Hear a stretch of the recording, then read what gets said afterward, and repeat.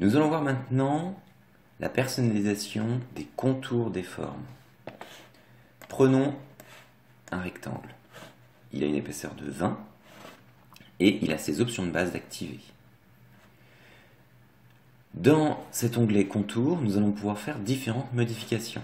Par exemple, ici, on se rend compte que ces angles sont arrondis. C'est parce que ici, dans angle, on a ici l'aspect sommet arrondi.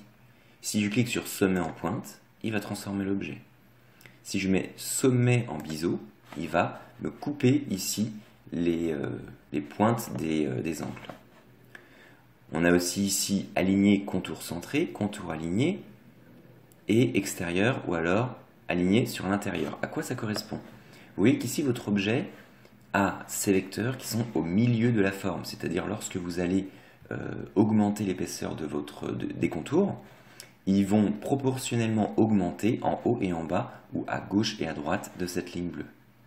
Maintenant, si je fais contour aligné sur l'extérieur, cette fois-ci, ce sont les contours qui viennent s'aligner, c'est-à-dire se mettre à un certain endroit par rapport à cette ligne bleue, c'est-à-dire la ligne représentée par les vecteurs. En l'occurrence, ici, comme on avait contour aligné sur l'intérieur, eh ben, les lignes se sont mises à l'intérieur des vecteurs. On a aussi l'inverse, contour aligné sur l'extérieur. Finalement, les vecteurs se trouvent à l'intérieur de l'objet et les formes, c'est-à-dire la matière noire, s'est mise à l'extérieur des vecteurs. Donc on est ici après aspect, extrémité carrée, ça et ça. En fait, c'est quand vous tirez une ligne, puisque là on n'a pas d'extrémité à proprement dit. On va essayer de faire un trait. Je tire un trait. On va faire extrémité carrée. Donc là en fait il m'a fait carré. Ensuite arrondi. Ou alors projeté.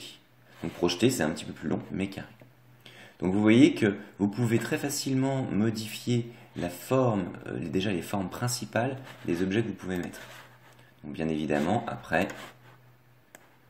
on peut modifier, déplacer, réduire ou augmenter vos objets sans perte de qualité, comme on a vu précédemment. Nous avons ici dans Contour une autre option. Donc là, je garde mon objet sélectionné grâce à ma flèche noire. J'ai ici profil, on a par défaut une forme uniforme et on va pouvoir choisir son type de profil, comme ça, etc. Si je garde ce profil-là, je vais malgré tout pouvoir faire certaines modifications. Pas toutes, là vous voyez que je change les options, ça ne fait pas grand-chose. Pourquoi? Tout simplement parce que mon profil ne permet pas la visibilité de ces changements qu'on fait dans aspect, angle, alignement. Après, on peut créer une flèche. Avec l'échelle, on peut diminuer l'échelle de la flèche. Donc vous voyez que si on sélectionne ici la flèche et qu'on en diminue son échelle, ça ne va diminuer non pas l'objet tout entier, bien que celui-ci soit entièrement sélectionné, mais ça ne va modifier que l'option flèche, c'est-à-dire celle-ci.